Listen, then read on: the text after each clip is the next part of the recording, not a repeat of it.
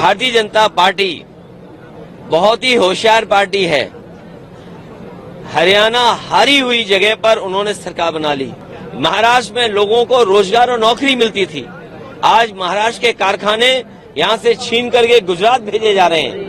महाविकास आघाड़ी में एमवीए में समाजवादी पार्टी ने 12 सीटें मांगी हैं और हम वो लोग हैं जो कभी कभी कम सीटों पे भी संतुष्ट हो जाते हैं।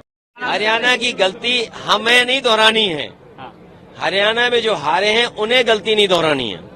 और क्योंकि भारतीय जनता पार्टी बहुत ही होशियार पार्टी है, हरियाणा हारी हुई जगह पर उन्होंने सरकार बना ली, इसलिए हम लोगों को सावधान रह करके और अपने वोट को बचा के भी रखना है।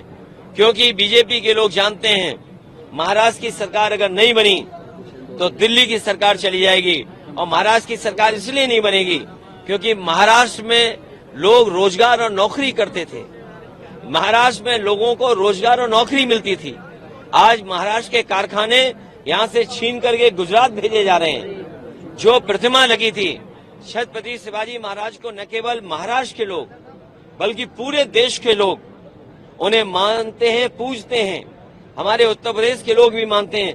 सोचिए उनके स्मारक में, उनकी प्रतिमा में ये घपले कर रहे हैं, तो महाराष्ट्र की जनता ये अपमान कभी स्वीकार नहीं करेगी। महाराष्ट्र की जनता इसको अपना सम्मान का चुनाव भी समझ रही है। आप बार बार कह रहे हैं दिल्ली का सरकार जाएगा, क्या कुछ कारण या कुछ चल रहा है क्या दिल्ली के सरकार जाने के लिए? नहीं, देखिए महाराष्ट्र की जाएगी तो दिल्ली की भी जाएगी। जैसे महाराष्ट्र की सरकार इन्होंने हत्या ली खोखे से, डरा करके और संस्थाओं से दबाव बनवा करके, तो जब महाराष्ट्र की जाएगी और दिल्ली की भी सरकार, इनकी अपनी सरकार नहीं है, वो भी सहयोगी सरकार है। पता नहीं वो दो साथी कब चले जाएं या कब उनका साथ छोड़ दें।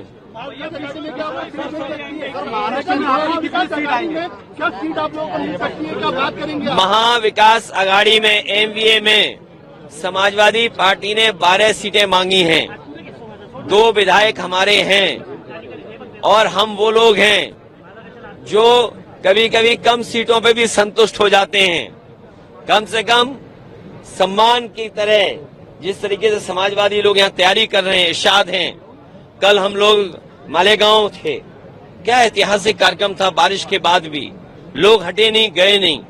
तो ऐसे तमाम सीटें हैं जिनकी जानकारी हमने दे दी, जहां पार्टी मजबूत है उनकी सीटें भी हमने घोषित कर दी। और एक बात मैं बताना चाहता हूं, मुझे तो ये बताया जाता था कि सबसे अच्छी सड़क महाराष्ट्र की है। कल मैं मालेगांव से लेकर के धुलिया आपके शहर तक आया हूं, मैं गड्ढे नहीं गिन पाया।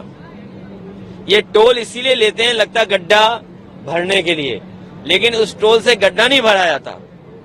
आपकी जेब से पैसा निकाल करके ये अपनी जेब में रख ले रहे हैं, और उसका परिणाम यह है कि सड़कों पे गड्ढे हैं। हमारे यहाँ उत्तर प्रदेश में जो सड़कें बनी हैं उसमें आप हवाई जहाज उतार सकते हैं, और जिस समय समाजवादी लोगों ने सुकोई, मिराज और हरक्यूलिस सड़क पे उतारा था, उसी समय देश के प्रधानमंत्री जी, देश के सड़क मंत्री ने ये कहा था कि हम ऐसी 30 हाईवे बनाएंगे जिन पर हवाई जहाज उतर सकता है। बताओ, यहाँ के तो सड़क मंत्री हैं, क्या आपके धुले और मालेगांव के बीच में हवाई जहाज उतर सकता है? नहीं। गड्ढे से बच जाओ तभी कुछ हो पाएगा। सर क्या अखिलेश यादव जी को लीडरशिप भूमिका में देखेंगे महाराष्ट्र में? लीडरशिप भूमिका में देखिए, समाजवादी पार्टी का संगठन है। देखिए, हमारी पार्टी का लक्ष्य है कि हमारा जनाधार बढ़े और बीजेपी को हरा लें। और बीजेपी को हराने के, इसलिए बीजेपी को हराना जरूरी है क्योंकि हमारे देश की जो संस्कृति है वो मिली जुली संस्कृति है। हमने सबको अपनाया है, उन्होंने हमें अपनाया है। जो लोग यहाँ आए, उस भारत भूमि पर जो लोग आए उन्हें अपना लिया, हमने उन्हें अपना लिया। और ये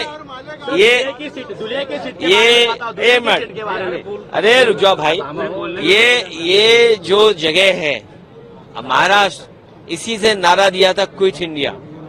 इसी महाराष्ट्र ने, बाल गंगाधर तिलक जी ने गांधी जी को बुला करके देश की लड़ाई को आगे बढ़ाने का काम किया था।